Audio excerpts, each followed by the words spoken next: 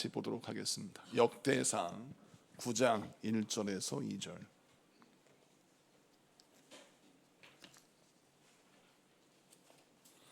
역대상 9장 1절에서 2절입니다.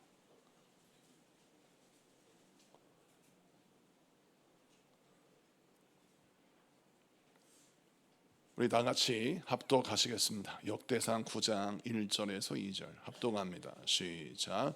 온 이스라엘이 그 계보대로 계수되어 그들은 이스라엘 왕조실록에 기록되니라. 유다가 범죄함으로 말미암아 바벨론으로 사로잡혀 갔더니 그들의 땅 안에 있는 성읍에 처음으로 거주한 이스라엘 사람들은 제사장들과 레위 사람들과 느디딤 사람들이라. 아멘. 할렐루야. 자, 오늘은 역대상 9장 1절에서 2절까지 말씀을 통해서 끝까지 살아남아라 라는 제로 말씀을 증거할 때 많은 은혜 받는 시간 되기를 바랍니다. 우리 옆 사람과 인사하겠습니다. 하나님이 함께 하십니다.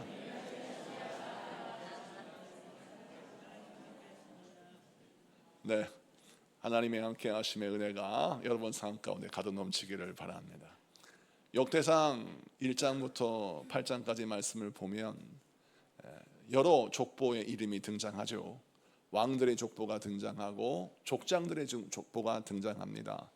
그런데 9장부터는 바벨론 포로기 이후에 예루살렘을 재건한 하나님의 백성들의 이름이 기록되면서 그들의 이름을 기념하는데, 그 중에 명단을 보니까 좀 낯선 이름이 등장합니다.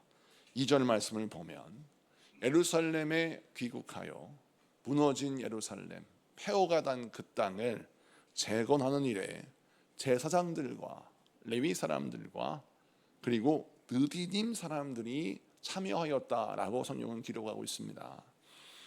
여러분, 바벨론의 포로로 잡혀갔던 이스라엘 백성들이 예루살렘을 비웠을 때 예루살렘은 그야말로 모든 인프라가 무너져 버렸습니다.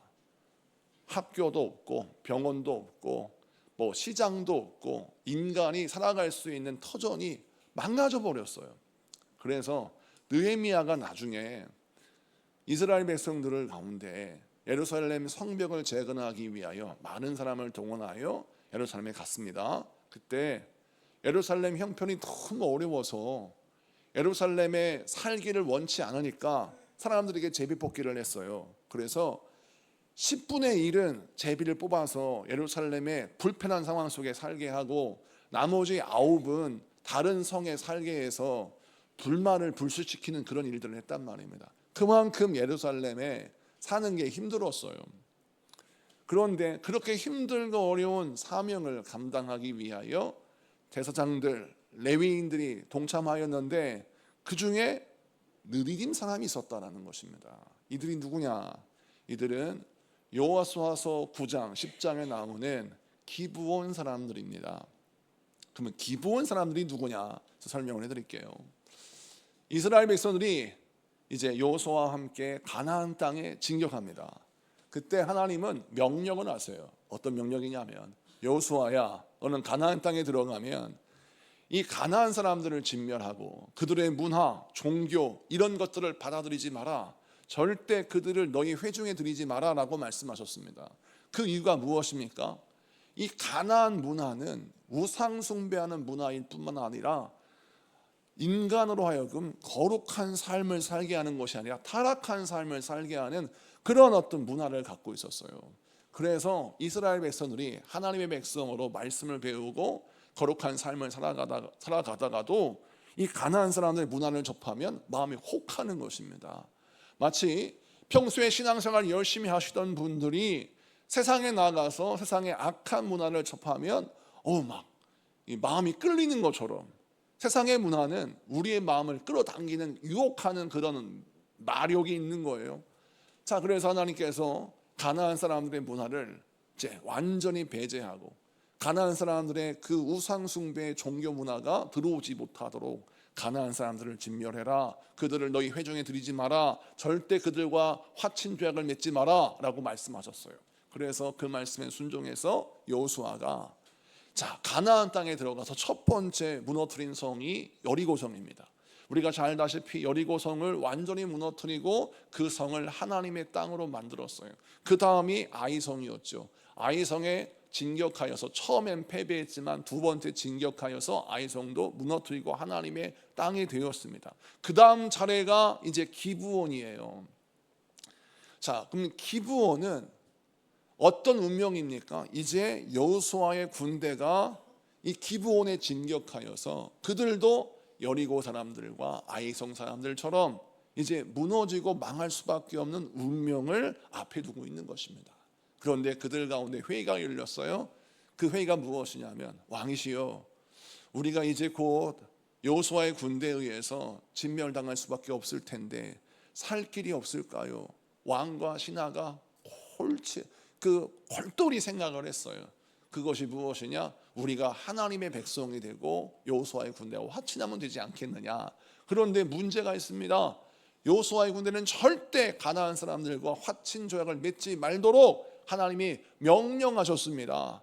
그러니 우리가 여호수아의 군대에 항복하여도 그들은 우리를 받아주지 않을 것이고 우리를 거절할 것입니다 라고 생각하는 거예요. 자, 그런데 여기에 머물지 않았습니다. 왕은 명령을 내립니다. 그것이 무엇이냐면, 세 가지 준비를 해라. 우리가 가나안 땅에 살고 있는 사람이 아니라 먼 나라에 살고 있는 사람들처럼 연기를 해야 될 텐데, 그 세 가지 준비, 연기가 무엇이냐면, 자, 우선 다 떨어진 신발을 신고 막 얼키설키 키운 포도주 가죽 부대를 준비하고, 그런 다음에 곰팡이가 핀 떡을 준비해라.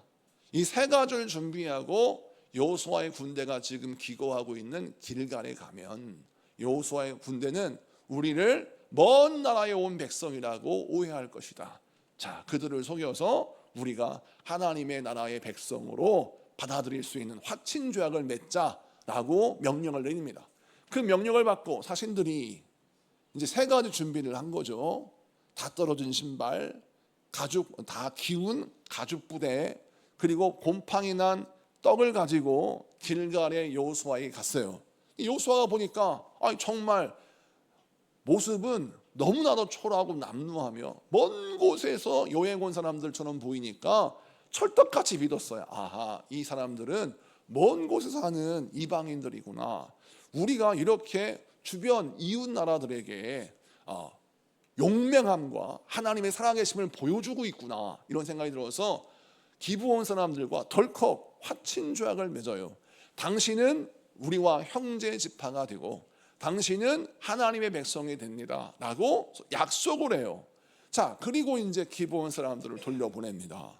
자, 여호수아가 다시 군대를 정비합니다.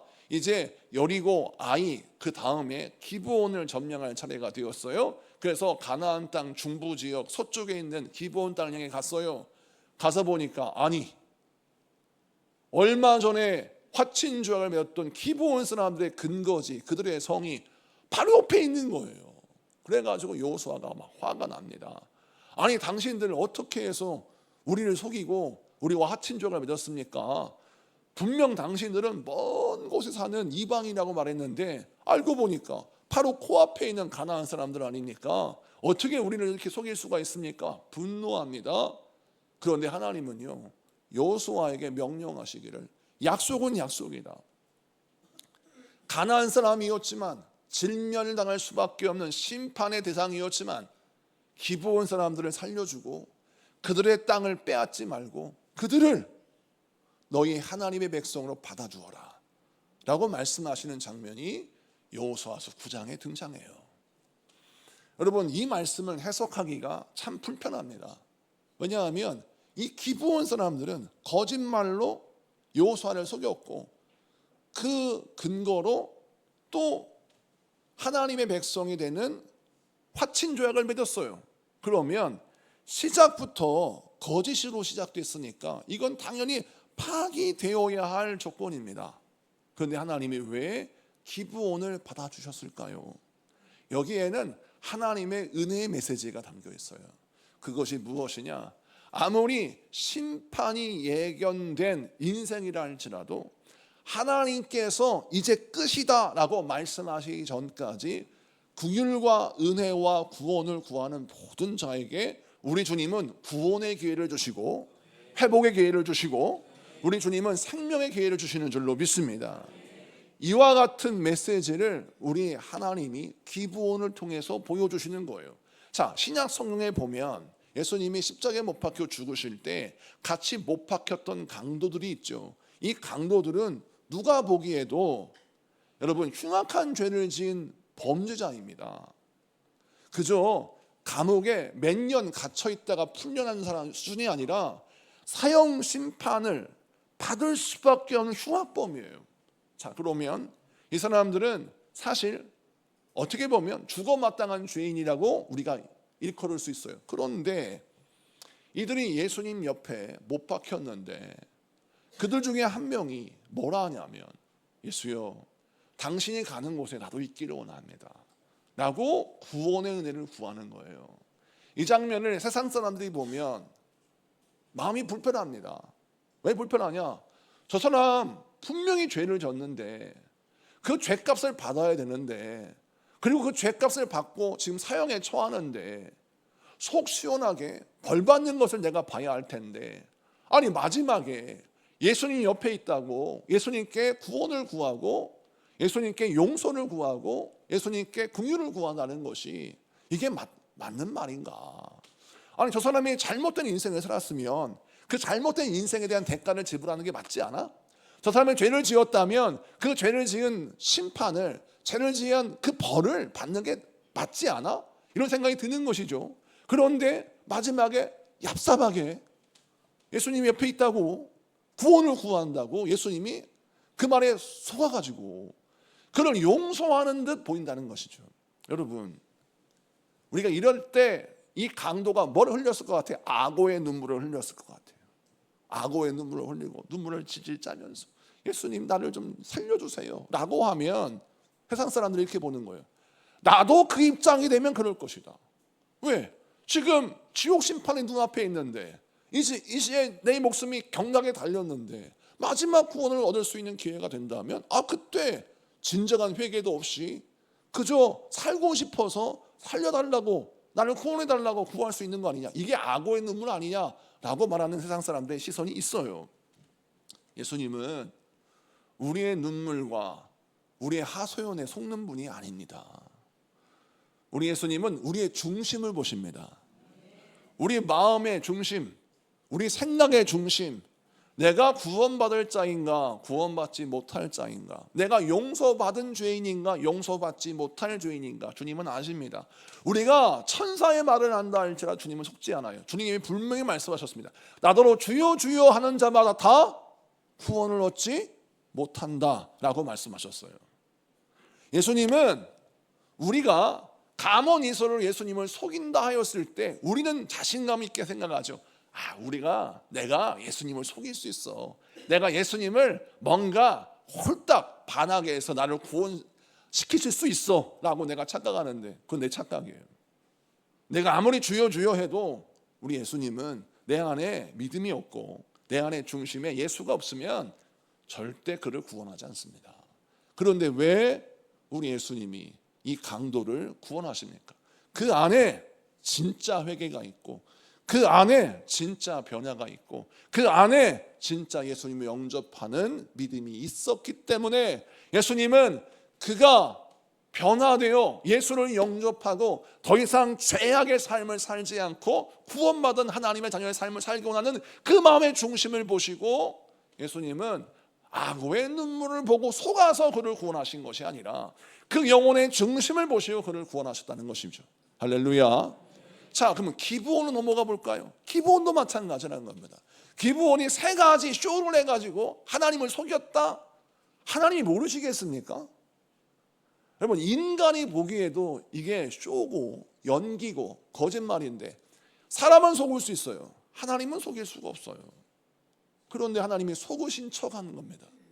이는 무엇입니까?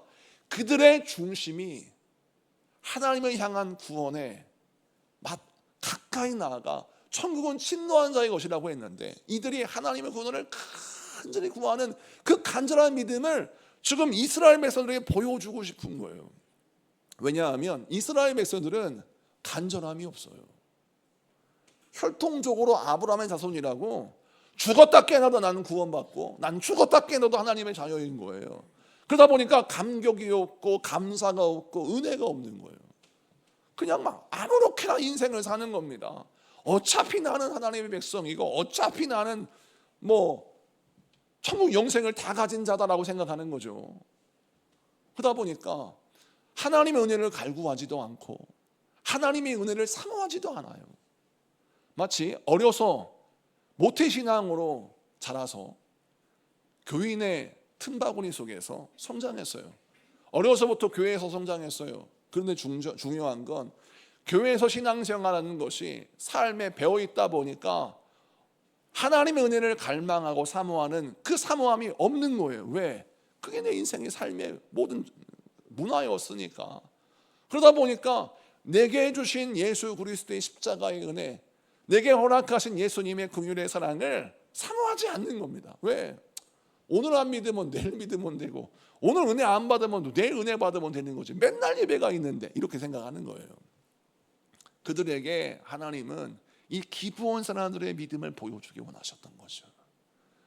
야, 이렇게 너희들은 당연하게 여기는 하나님의 백성 되기 위해서 온 힘을 다하여 얼마나 애를 쓰고 있냐. 세상에 다 떨어진 신고 다 떨어진 가죽부대 준비해서 포도주를 담고 그리고 곰팡이 핀 그 떡을 가져와서 구차하게 변명하고 거짓말하면서 그렇게 하나님 백성 되고 싶은데 너희들은 하나님의 백성의 삶을 살고 있는데 왜 어떻게 감사가 없고 감격이 없고 은혜가 없니? 라고 하나님이 말씀하시는 거죠. 여러분, 이 기브온과 같은 사람이 여리고의 기생나무과 같은 인생 아닙니까? 그리고 룻기 1장에 보면 여러분 룻과 같은 인생이 아닙니까? 룻이 자기 시어머니 나오미가 뭐라 하냐면 네 남편도 죽고 내 아들이 이제 없으니까 너희들 다 이제 너희가 하고 싶은 일을 해라. 너희가 지금 모압에 살고 있고 모압 여인이니까 너희는 너의 인생을 살아라라고 말했는데 이 모압 여인 룻이 뭐라 합니까? 어머니의 백성이 나의 백성이고 어머니의 하나님이 나의 하나님입니다. 할렐루야. 그리고 어머니를 쫓아 이스라엘 백성들의 땅 베들레헴으로 가요. 그래서 거기서 기거합니다. 그 이후에 어떤 일이 벌어집니까? 하나님이 이 룻을 너무나 사랑하셔서 이 룻에게 보아스를 만나게 하시고 그가 정말 인생의 밑바닥에서 신음할 수밖에 없는 이방 여인이었는데 하나님의 구원의 은혜를 힘입어서 마태복음 1장에 보면 메시아의 족보에 이름이 올라가는 위대한 여성이 됩니다. 여러분, 이렇게 구약 성경에 기생 라합 그리고 이 모압 여인 룻 그리고 기브온 이 세 부류의 사람들이 어떤 공통점이 있습니까? 멸망당할 수밖에 없는 이방 땅이 나의 고향입니다. 나는 사실 세상에 거절을 당할 수밖에 없는 한계를 갖고 있어요. 그런데 다음의 수가 눈에 보이지 않는다고 해서 낙심하지 않아요. 오히려 세상의 거절을 두려워하지 않습니다. 하나님의 거절을 걱정하지 않아요. 왜? 하나님이 지금 이 시간 너는 끝났다라고 말씀하지 않으시면 나에게는 언제나 구원의 기회가 있기 때문입니다. 우리 주님이 여러분에게 아직 끝났다고 말씀하지 않으셨어요. 그럼 우리에게는 당연히 내가 살 수 있는 기회가 있는 것입니다. 우리 주님은 여러분의 인생을 다시 살리실 것입니다. 여러분의 삶을 회복시켜 주실 겁니다. 여러분의 인생을 다시 재기하게 만드실 것입니다. 하나님이 회복해 하시는 은혜, 하나님이 다시 시작하게 하시는 은혜, 그 은혜가 여러분의 삶 가운데 예비되어 있어요. 그러므로 거절당할 걸 두려워하지 마세요. 하나님은 여러분을 거절하지 않으세요. 하나님은 여러분을 환대하시고 환영하시고 여러분에게 은혜를 베푸십니다. 오늘 이 말씀이 여러분 인생 가운데 소망의 말씀이 되고 여러분을 거절하지 아니하시고 여러분을 받으시고 여러분을 환영하시고 여러분을 기대하시는 그 하나님의 사랑을 붙드는 여러분 되시기를 축복합니다. 두 번째, 기브온이 이렇게 여호수아를 속이고 하나님의 백성이 되니까 하나님이 여호수아의 편을 들어주시면서 이 기브온 사람들이 못됐네. 어떻게 아무리 하나님 백성 되고 싶어도 그렇지 여호수아를 속여? 여호수아는 내가 사랑하는 종인데 안 되겠다. 기브온 사람들 했던 약속 다 철회해. 그냥 기브온 사람들을 진멸해라. 이렇게 말씀하시는 게 맞을 것 같은데 여호수아 기도했던 말을 하지 않으세요. 하나님이 기브온 사람들을 받아주십니다. 그래서 여호수아의 마음속에 시험이 탁 들었어요. 그리고 미움이 생겼습니다. 여호수아의 그 커리어를 보면 여러분 참 흠이 없어요. 얼마나 모세를 잘 섬겼습니까? 출애굽기 민수기를 보면 다른 사람이 다 믿음 없는 말을 해도 여호수아는 믿음의 말을 하고 모세를 잘 섬겨서 여호수아 하면 믿음의 상징이요, 위대한 리더의 상징이에요. 그리고 그가 가나안 땅에 진격했어요. 가나안 땅에서 놀라운 승리를 경험하면서 그는 모든 백성들에게 존경받는 사람이고 하나님이 사랑하시는 엘리트 중에 엘리트예요. 그런데 그의 이력에 흠집이 갔어요. 왜요? 기브온 사람들에게 속았어요. 그리고 이 기브온 사람들, 이방인을, 그것도 가나안 사람을 자기 백성들의 한 지파로 받아주는 이런 일이 벌어진 거예요. 그 마음속에 이 양반이 시험이 들어서 뭐라고 이야기하느냐. 여호수아서 9장 23절을 봅시다. 다 같이 읽습니다. 시작. 그러므로 너희가 저주를 받나니 너희가 대를 이어 종이 되어 다 내 하나님의 집을 위하여 나무를 패며 물을 깃는 자가 되리라 하니. 아멘. 자, 내가 아는 여호수아는 사람을 절대 저주하지 않을 것 같은데 여호수아가 지금 기브온 사람을 저주해요. 이유는 무엇입니까? 너희들이 나를 속여서 우리 하나님 백성들의 울타리 하나 들어왔으니까 바다는 주는데, 하나님 너를 용서해줘서 바다는 주는데 나는 너희들 용서 못해.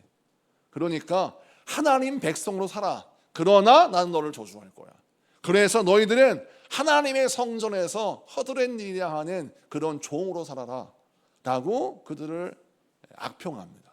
자, 이 장면을 보면 굉장히 불편해요. 하나님 이걸 도대체 어떻게 해석해야 합니까? 라고 한 생각이 들지 않습니까? 우리가 알고 있는 믿음의 여호수아가 아니에요. 우리가 알고 있는 여호수아, 은혜롭지 못해요. 사실 우리가 생각할 때 은혜로운 모습은 무엇입니까? 하나님이 기브온 사람들 당신들의 중심을 보셨군요. 하나님이 기브온 사람들 당신의 사모하는 마음을 보셨습니다. 당신들 축하합니다. 우리 하나님의 백성이 되어서 얼마나 기쁜지요. 나는 비록 당신들 때문에 속았지만 당신이 하나님 백성 되었으니 우리는 기뻐합니다. 잔치를 벌이고 우리 다 같이 파티를 엽시다. 이러면 얼마나 은혜롭고 제가 설교하기도 좋아요. 그런데 오늘 말씀에 여호수아가 시험 들게 저주를 하네. 이 장면이 해석하기 어렵죠. 그런데 이 말씀은 신약 성경과 같이 비교해서 봐야 돼요. 이 말씀이 어떤 뜻인지를 설명해 드릴게요. 신약 성경에 마가복음 7장과 마태복음 15장에 동시에 등장하는 사건이 있는데 그게 뭐냐면 마태복음 15장은 가나안 여인야가 등장하고, 또 마가복음 7장에는 헬라인 수르보니게 여인으로 등장하는데 여기에서 수르보니게 여인이 가나안 여인으로 등장하는 마태복음 15장의 내용을 보세요. 묘하게 마태복음 15장에 귀신 들린 딸을 둔 가나안 여인이 등장합니다. 이름은 등장하지 않아요. 근데 그의 출신이 등장하죠. 가나안 여인이에요. 이 가나안 여인은 딸이 귀신 들렸어요. 그래서 사경을 헤맵니다. 사람같이 인생을 살지 못해요. 그런데 소문을 들었어요. 예수님께 가면 내 딸을 살릴 수 있다는 거예요. 사람들이 말하기를 당신 딸 예수님께 데려가면 고침받을 수 있어. 그런데 문제가 있어요. 무슨 문제? 귀신이 너무 지독하게 들려서 내 딸을 끌고 갈 수가 없어요. 여러분, 의사에게 환자를 데리고 가야 상담을 받고 치료를 받고 안수를 받을 거 아닙니까? 그런데 이 여인은 환자인 딸을 예수님께 데려갈 수가 없는 거예요. 다시 말해 환자를 데리고 병원에 갈 수가 없고 의사에 갈 수가 없는 거예요. 치료를 받으려면 병원에 가야 될 거 아니에요. 진단받으려면, 진료받으려면 병원에 가서 의사를 만나야 될 거 아니겠습니까? 그런데 환자를 데리고 갈 수가 없는 거예요. 이 여인이 혼자 갑니다. 예수님을 만났어요. 사정을 말합니다. 예수님, 제 딸이요, 흉악한 귀신에 들렸습니다. 너무 고통을 당하고 있습니다. 예수님, 내 딸을 좀 고쳐주십시오. 자, 그러면 우리가 어떤 대답을 기대해요? 예수님이, 야, 이 가나안 여인이 믿음이 참 좋구나, 내가 너희 딸을 고쳐주겠다, 이렇게 말씀하시면 좋잖아요. 그런데 예수님 뭐라 하시느냐? 주인의 떡을, 자녀의 떡을 개들에게 던짐이 마땅하지 않다라고 말씀합니다. 여러분, 예수님이 지금 자기 딸을 살려달라고 구원을 요청하는 이 불쌍한 가나안 여인을 개들로 표현하고 있습니다. 그럼 왜 개들일까요? 이 가나안 여인과 귀신 들린 딸 다 포함하니까 개들이에요. 구약 성경에 보면 유대인의 문화 가운데 개와 돼지는 저주의 상징이에요. 그래서 개와 돼지는 사람들이 꺼려합니다. 그래서 유대인들이 돼지고기를 안 먹어요. 부정한 짐승이거든요. 부정한 짐승인 개, 돼지로 이 여인을 표현하는 겁니다. 어떻게 보면 저주한 것과 똑같아요. 시험 들죠. 아니, 예수님이 나를 저주해? 내가 뭐 잘못을 했어, 내가 뭐 예수님한테 해를 끼쳤어, 나를 좀 도와달라고, 내 딸을 좀 고쳐달라고 와고 요청을 했는데, 내가 듣던 예수님과 다르네. 내가 동네에서 듣기는 예수님은 모든 병자를 고치시고 부자건 가난한 사람이건 잘나건 못났건 모든 사람을 사랑하셔서 그들의 하나님이 되고 그들의 구원자가 되고 그들의 구원 메시아가 되신다고 들었는데, 아니, 내가 듣던 거와 다르네 라고 시험 들 수밖에 없는 상황이죠. 근데 마태복음 15장에 보니까 이 여인이, 이 가나안 여인이 뭐라 합니까? 주여, 개들도 주인의 상에서 떨어진 부스러기를 먹습니다. 주여, 그 부스러기 은혜라도 나에게 주십시오라고 은혜를 구해요. 여러분, 주님이 이 이야기를 듣고 뭐라 하십니까? 네 믿음이 크도다, 가라, 네 소원대로 되리라. 할렐루야. 여러분, 네 믿음이 크도다라는 말씀을 잘 보세요. 우리 예수님은 이 가나안 여인의 믿음이 얼마나 큰지를 수많은 유대인들에게 보여주기 원하셨어요. 은혜가 당연하고 구원이 당연하고 하나님의 백성이 당연한 사람들에게 너희들 당연하다는 생각하지 마, 이렇게 하나님의 백성이 아닌데, 이렇게 이방인이고 시험 들 수밖에 없는 상황이지만 시험 들지 않고 주의 말씀 붙들고 은혜를 구하면서, 주여, 내가 괴입니다.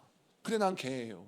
그래도 나 주인의 상에서 떨어진 부스러기도 먹고 싶어요. 나를 좀 구원해 주세요 라고 간절히 구하며 자기 자녀를 주 앞에 맡겼을 때 주님이 그 믿음이 너무 큰 것을 아셨죠. 그래서 그 믿음을 드러내시고 가라, 네 소원대로 되리라 라고 말씀하시니 그 시로 그의 딸이 구원을 받습니다. 그때 바로 즉시 우리 주님이 그 딸에게 들려있던 귀신을 내어 쫓으십니다. 여러분, 우리 예수님이 이 가나안 여인의 마음속에 믿음이 있는지 없는지 처음에 모르셔서 이렇게 시험하셨을까요? 아닙니다. 아셨어요.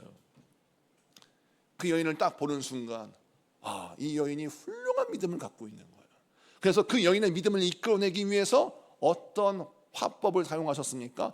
마치 예수님이 이 여인을 저주하시는 것처럼 그 여인을 나무래면서 시험 들 수밖에 없는 상황으로 그를 몰아가십니다. 그런데 그녀의 믿음은, 그 가나안 여인의 믿음은 그 시험 들 수밖에 없는 상황을 뚫어버리는 거예요. 낙심할 수밖에 없는 상황을 극복해버리는 거예요. 그리고 어떻게 합니까? 자신의 믿음을 드러내고 주의 은혜를 구해요. 자, 이 여인의 믿음 때문에 누가 치유받아요? 그 딸이 치유받아요. 부모는 어떤 믿음이 있어야 하느냐? 여러분, 내 자녀를 살려내기 위하여 어떠한 수치, 어떠한 고통, 어떠한 시험에도 믿음이 잃지 아니하고 나의 믿음이 그 시험과 수치와 모멸을 뚫어낼 수 있는 강력한 능력의 믿음이 있어야 할 줄 믿습니다. 자, 기브온 사람들, 여호수아서 9장으로 넘어올까요? 누가 봐도 시험 들 수밖에 없는 상황이죠. 기브온 사람이 생각할 때, 아이고, 내가 평소에 알던 그 여호수아가 아니네. 내가 평소에 알던 하나님의 백성들 이런 모습이었다면 나 하나님의 백성 안 됐을 텐데, 내가 옛날에 교회는 참 천사들이 모인 곳이요, 교회는 참 좋은 분들이 모인 곳이라고 생각했는데 막상 교회 갔더니 어휴 권사님 무섭게 생겼고, 어휴 집사님 말을 험하게 하고, 그리고 밥을 먹을 때 보니까 밥 빨래 안 준다고 막 불평하고, 반찬이 짜네 맵다 불평하고 막 이러면서 인간적인 모습이 보이는 거예요. 교회도 다 똑같구만, 교회도 다 사람들이 모이는 곳이구만, 이렇게 하면서 낙심할 수밖에 없잖아요. 그런데 기브온은 낙심하지 않아요. 여호수아서 10장에 넘어가면 이제 기브온 사람들이 하나님의 백성이 되었어요. 소문은 금방 퍼집니다. 이 기브온에서 약 9km 떨어져 있는 예루살렘 왕이 아도니 세덱이에요. 이 아도니 세덱이 아주 못돼 먹은 왕이에요. 지역사회에서 악명이 높습니다. 마치 조폭의 두목처럼 나의 부하들은 절대 내 테두리 안에서 벗어나면 안 돼 라고 하는 생각을 가졌는데, 아니 내 부하고 내 근거리에서 나와 함께 했던 기브온이 나를 배신했어요. 그리고 하나님의 백성이 되었대. 소문이 들린 거예요. 그러자 이 예루살렘 왕 아도니 세덱이 화가 난 거예요. 그래서 가나안 남부에 있는 자기의 부하들을 싹 불러다가 연합군을 결성했어요. 그래서 여호수아 군대를 치러 간 게 아니라 이 배신자 기브온을 죽이려고 공격할 계획을 세웁니다. 여러분, 이 장면을 통해서 우리 하나님 우리에게 뭘 보여주시냐면, 우리가 예수 믿잖아요, 우리가 교회를 가잖아요. 그러면 사탄이 먼저 합니다. 마귀가 먼저 알아요. 그래서 목숨을 걸고 여러분을 회방합니다. 이유는 무엇입니까? 마귀는, 세상의 악한 영은 여러분이 잘 되는 걸 절대 원하지 않습니다. 여러분이 계속해서 죄의 저주 아래 있고 마귀의 저주 아래 있어서 늘 불평과 원망, 낙심, 좌절, 걱정과 근심, 이런 곳에 빠지면서 인생을 살게 하기를 원하는 거예요. 그런데 여러분들이 주님을 만났어요. 하나님의 자녀가 되어서 인생의 질을 바꾸네, 삶의 질을 바꾸네. 그래서 어저께까지만 해도 멸망당할 수밖에 없는 집안이었는데, 아니 예수 믿고 믿음의 명문감으로서 한 발짝 한 발짝 나가네. 이걸 놔둘 수가 없는 거예요. 그래서 마귀는 배신자를 죽여야 된다라고 해서 군대를 끌고 막 총경공을 합니다. 자, 이때 기브온의 입장에 한번 생각을 해보세요. 얼마나 시험이 들지 생각해 보십시오. 내가 하나님 백성 되기 위해서 왕도와 같은 큰 성의 사람이고, 아이성보다 더 크다고 여호수아서 10장 2절에 나와 있는데, 내가 힘이 없어서 교회 간 게 아니고, 내가 부족해서 하나님 백성 된 게 아니라, 나도 교회 안 다녀도 세상에서 얼마든지 경제 활동하고, 나 교회 안 다녀도 예수 안 믿어도 세상에서 얼마든지 떵떵거리고 인생 살 수 있는 그런 힘이 있는 사람인데, 그래도 내가 예수 믿고 하나님 자녀 되기 위해서 교회에 왔는데, 아니 교회에서 나를 시험 들게 만들고, 또 중요한 건 아니 세상이 나를 가만두지 않는 거예요. 안팎으로 시험 들 수밖에 없죠. 여호수아는 나를 저주하지, 그리고 아도니 세덱은 나를 배신자로 해서 날 공격하지. 정말 앞뒤에 공격을 당하니까 사실은 기브온 마음속에 시험 들 수밖에 없어요. 근데 그 상황에서 기브온이 어떻게 기도하느냐, 성경 말씀을 봅시다. 여호수아서 10장 5절 6절을 봅시다. 여호수아 10장 5절 6절 다 같이 봅니다. 시작. 아모리 족속의 5 왕들 곧 예루살렘 왕 헤브론 아르못 왕과 라기스 왕과 에글론 왕이 함께 모여 자기들의 모든 군대를 거느리고 올라와 기브온에 대진하고 싸우니라. 자, 6절. 네, 가끔씩 이 컴퓨터가 말을 듣지 않습니다. 6절을 제가 읽어드릴게요. 기브온 사람들이 길갈 진영에 사람을 보내어 여호수아에게 전하되, 당신의 종들 돕기를 더디게 하지 마시고 속히 우리에게 올라와 우리를 도우소서. 아멘. 자, 여러분 무슨 얘기를 들으셨어요? 지금 적들이 나를 둘러쌌어요. 나를 죽이려고 해. 그런데 기브온이 한 번도 시험 든 적이 없는 사람처럼, 한 번도 내가 넘어진 적이 없는 사람들처럼 여호수아에게 뭐라 하냐면 당신의 종이. 왜 당신의 종이라고 그래요? 여호수아가 너는 이제 종으로 살아라라고 저주를 했는데 그 말씀 그대로 받은 거예요. 당신의 종이 지금 내가 어려움을 당하고 있습니다. 속히 와서 나를 도와주소서 라고 믿음으로 구원을 구해요. 마치 이 마태복음 15장의 가나안 여인처럼 예수님 너는 개다 라고 말씀하셨는데 그 말씀 그대로 받아서 그래요 저는 개예요. 그런데 개도 주인의 상에서 떨어지는 부스러기를 먹습니다. 나를 좀 구원하소서, 우리 딸을 좀 살려주시옵소서라고 구하는 것처럼 기브온이 기도를 하는 거죠. 기브온이 구원을 구하는 거예요. 그러자 하나님이 거기에 응답하세요. 성경 말씀 읽겠습니다. 여호수아서 10장 8절 우선 읽습니다.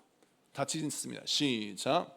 그때 여호와께서 여호수아에게 이르시되 그들을 두려워하지 말라. 내가 그들을 내 손에 넘겨주었으니 그들 중에서 한 사람도 너를 당할 자 없으리라 하신지라. 아멘. 우리 하나님께서 여호수아를 부르세요 라고 뭐라 하시냐면 여호수아야 너는 기브온을 살리기 위하여 당장 군대를 이끌고 가라 라고 말씀하세요. 근데 이 장면이 굉장히 어려운 장면이 뭐냐면 기브온과 예루살렘의 거리가 몇 킬로를 하겠어요? 9킬로.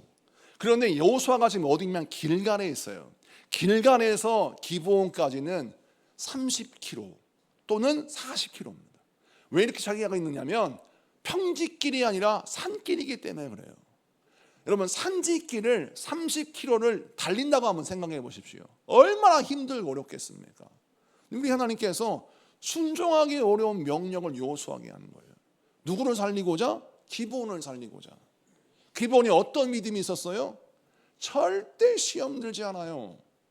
하나님은 나를 절대 저주하지 않아. 하나님은 나를 절대 버리지 않아. 하나님은 나를 내버려 두지 않아. 하나님 나와 함께 하셔. 하나님 나를 살리셔 라는 믿음을 가지고 저주를 축복으로 바꾸시는 하나님의 은혜를 붙드는 믿음으로 기도하는 거예요.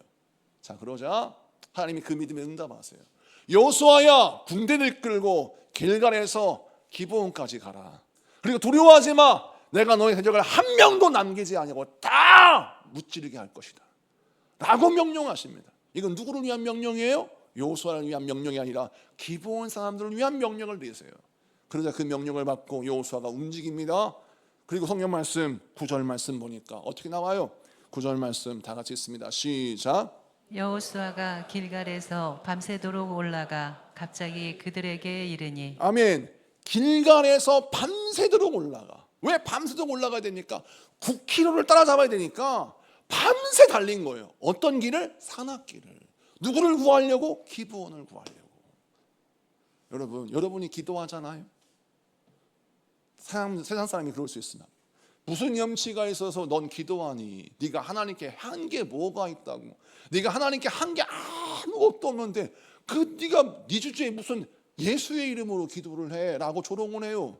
그런데 내가 세상의 거절을 개의치 아니하고 시험 들 수밖에 없는 상황에서 넘어지지 아니하고 믿음으로 저주를 축복으로 바꾸시는 하나님의 은혜를 붙들고 예수의 이름을 기도합니다. 예수님 나를 도와주십시오.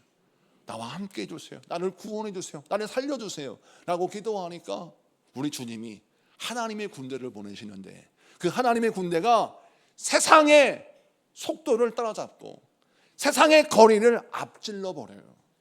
아도니 세덱의 군대가 9킬로에 이르러서 딱 기브온에 도착했는데 세상에 길갈에서 아무리 빨리 달려와도 내일이나 내일 모레 올 줄 알았던 여호수아가 갑자기 짠 하고 나타나는 거예요. 깜짝 놀래요. 이 아도니 세덱이 이끄는 군대가 대패를 합니다. 도망을 가요. 그때 여호수아서 10장을 보면 유명한 말씀이 나오죠. 여호수아가 군대를 이끌고 막 이 아도니 세덱의 연합군을 쫓아갑니다. 그들을 다 진멸하기를 원해요. 이유는 뭡니까? 나중에 이 후환을 남겨놓으면 기브온 사람들을 또 괴롭히고 기브온 사람들을 또 공격하기 때문에 다시는 기브온을 공격하지 못하도록 완벽한 승리를 거둬야 되기 때문에 여호수아가 막 계속 달려가요. 누구를 쫓아요? 이 아도니 세덱의 군대를 쫓아요. 그런데 해가 뉘어지는 거예요.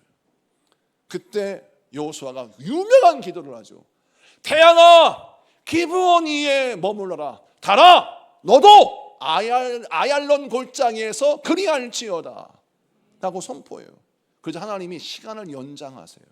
그래서 이 기브온을 괴롭혔던 이 아도니세덱의 군대를 완전히 진멸시켜 버립니다. 그래서 기브온이 앞으로 하나님의 은혜 안에서 안전하게 살 수 있는 기회를 허락하세요. 우리 하나님이 여호수아를 통하여 태양아 기브온 위에 머물러라 기도시키는 걸 잘 보십시오.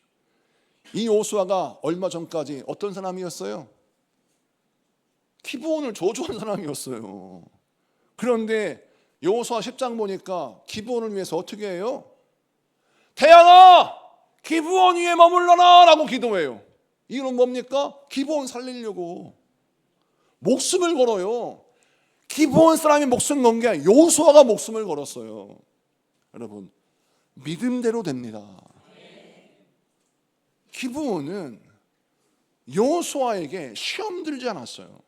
만약 여호수아서 9장 23절에 이 여호수아의 말을 듣고 시험에 팍 들어가지고 기도 안 하고 그냥 내버려 뒀다면 그는요 아도니세덱과 자기 힘으로 싸워야 돼요. 그런데 그는 하나님을 경외했어요. 하나님께 모든 걸 맡겨요. 여호수아가 무슨 말을 하든 시험 들지 않아요. 그리고 무엇을 구합니까? 하나님의 은혜를 구해요. 그러자 하나님이 여호수아를 통하여 하나님의 권능을 보여주세요. 태양이 기브온 위에 머물게 하셔서 기브온을 괴롭힌 모든 대적들을 물리치게 하는 능력을 행하신 것입니다. 오늘 이 말씀을 기억하십시오. 하나님은 여러분을 축복하기 원하십니다. 하나님은 여러분의 인생을 바꾸기를 원하세요. 저주를 축복으로 바꾸시는 우리 하나님의 은혜를 기대하십시오. 저주를 축복으로 바꾸시는 우리 하나님의 은혜를 붙들고 기도하세요. 우리 하나님은 여러분의 하나님이시고 우리 하나님은 여러분을 살리기를 원하십니다. 오늘 이 말씀이 여러분 생명의 말씀이 되기를 축복합니다. 우리가 오늘 읽은 본문 역대상 9장은 이스라엘 백성들이 이제 인생을 살다가 나라가 망했어요. 바벨론의 포로로 잡혀갔습니다. 그래서 이들이 바벨론의 포로 생활을 했어요. 자, 이런 삶을 살고 있다가 나중에 예루살렘을 회복할 수 있는 기회가 생겼어요. 하나님이 페르시아 왕을 통하여 이스라엘 백성들아 너희들 고향 땅으로 돌아가서 무너진 너의 예루살렘을 회복해라 라고 명령을 내립니다. 그러자 이스라엘 백성들이 고향 땅으로 가야 되는데 많은 사람이 안 가는 거예요. 왜 안 가냐면 이미 페르시아에서 아이들이 자라고 있어요. 마치 미국에 유학을 갔는데 처음에는 한 10년만 공부하고 오려고 했는데 박사학위 받고 이제 학위를 받아서 내 한국에 귀국을 해야 되는데 애들이 다 미국에 태어나가지고 시민권을 갖고 학교를 다니네. 그래가지고 아이를 데리고 오려고 보니까 못 오겠는 거예요. 왜? 애들이 다 영어를 하고 있고 미국 문화에 익숙하고 있는데 그 아이들 한국에 데리고 오면 한국말 못하니까 학교에서 왕따 당하고 어려움을 당할 거 아닙니까?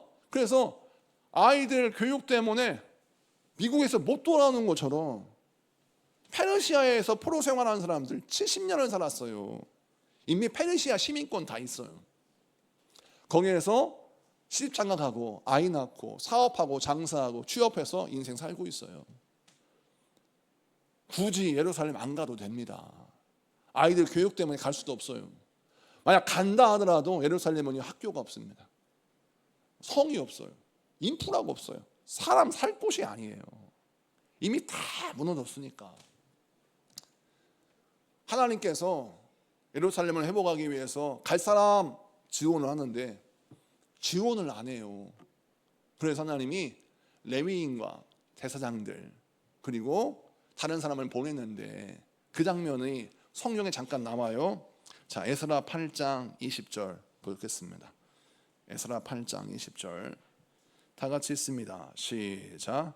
다윗과 방백들이 레위 사람들을 섬기느라고 준 느디님 사람 중 성전 일꾼은 220명이었는데 그들은 모두 지명받은 이였. 아멘.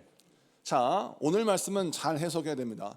다윗과 방백들이 레위 사람들을 섬기라고 준 느디딤 사람 여기 끊어야 되고, 그 다음에 그들 중에 성전 일꾼이 220명이 있었는데 그들은 모두 지명받은 사람이었다, 이렇게 해석하는데, 이게 무슨 말이냐면, 자, 다윗과 방백들은 다윗의 시대에 그의 신하들이 이 느디딤 사람들, 기브온 사람들을 어떻게 명령했느냐. 너희는 원래 이방인이었지만 하나님의 백성이 되었고 우리 같은 지파가 되었는데, 너희가 해야 할 일은 무엇이냐면 성전에서 종살이하고 성전에서 봉사하는 일이 너희의 사명이다 라고 해서 그들을 성전 봉사하는 종들로 임명을 해버려요. 자, 여기에서 사실 시험이 좀 들죠. 왜냐하면 아니 그래도 똑같은 사람인데 나도 멋진 일을 하고 싶고 나도 다른 일을 하고 싶은데 왜 우리 가족만, 우리 가문만 성전에서 봉사하는 일을 시키는가 라고 불만을 가질 수도 있겠죠. 자, 그들이 다윗 시대부터 또 이렇게 명령을 받아서 레위인을 섬기는 일을 했습니다. 그런데 그들이 이제 나라가 망해서 다 바벨론의 포로로 잡혀갔어요. 자, 그러면 이때 뭐가 해결되냐면 모든 신분 제도가 다 파기됐어요. 그래서 더 이상 이 느디딤 사람들, 기브온 사람들은 성전에서 일할 필요가 없어요. 그냥 내 삶을 살아가면 돼. 그런데 이들이 오랜 시간이 지났어요. 다윗이 느디딤 사람들을 사명을 주어서 세운 날부터 이 시기까지 약 500년이 흘렀어요. 500년이 흘렀는데 하나님이 누가 나를 위하여 갈꼬 라고 명령하시고 레위인을 소집했는데, 그때 소집된 사람이 레위인이 38명 밖에 안 됐어요. 왜 38밖에 안 되느냐? 왜 가요 거기를? 좋은 땅 페르시아에 살지. 여러분, 페르시아에서 잘 먹고 잘 사는데 왜 내가 예루살렘을 갑니까? 그러니까 레위인들조차도 안 갔어요. 38명밖에 모이지 않았습니다. 근데 하나님이 느디딤 사람들, 기브온 사람들을 지명하여 부르셨어요. 몇 명이었느냐? 220명이 자원하여 갔어요. 무엇을 붙들고? 500년 전의 약속을 붙들고. 여러분, 하나님이 500년 전에 다윗을 통하여 강제한 사명이라고 생각했는데, 우리는 이 느디딤 사람들은 놀랍습니다. 강제로 맡겨진 짐이라고 생각하잖아요. 하나님이 우리 가문을 복주시기 위해서 허락하신 붓이나 본 거예요. 놀랍습니다, 여러분.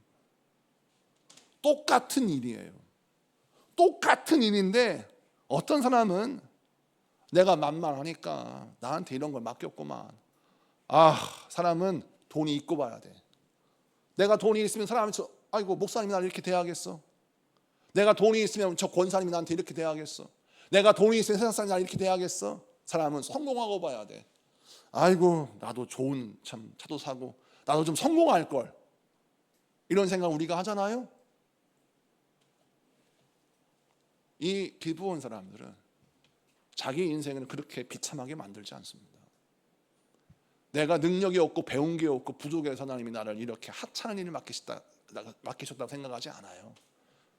하나님이 우리 가족 복 주시려고, 우리 가문 복 주시려고 성전을 섬기는 일, 예배를 섬기는 일을 맡기셨다라고 믿은 거예요. 500년이 흘렀어요. 이제는 자원할 필요가 없어요. 근데 하나님이 지명하였어요. 느디딤 사람들아, 너 같이 갈래? 같이 가자라고 지명하셨어요. 이때 지명을 거절한다 하더라도 욕먹지 않아요. 레위인도 38명밖에 안 가는데. 그런데 느디딤 사람들이 그 지명에 믿음으로 반응합니다. 자원하여 가요. 그래서 에스라가 그 사람들의 이름을 기록하고 역대상 9장 1절 2절에 나오는 그 느디딤 사람들의 이름을 역대상 9장에 쫙 기록해 놓습니다. 우리 하나님이 이 말씀을 통해서 무엇을 설명해 주세요? 하나님이 맡기신 일을 짐으로 생각하지 않고 나를 사랑하시고자 나를 사랑하셔서 주시는 부르심의 소명이라고 받아들이고 그것을 붙들었더니 하나님이요 그 이름을 기억하셔서 말씀하십니다. 내가 너의 이름을 영원히 기억하겠다. 그리고 너희들은 이 이름을 영원히 잊지 말아라 라고 말씀하셔서 역대상 9장에 느디딤 사람들의 이름이 기록되고 있습니다. 왕들의 이름이 아니에요. 족장들의 이름이 아니에요. 용들의 이름이 아니에요. 어떻게 보면 세상의 눈으로 보면 종들의 이름이에요.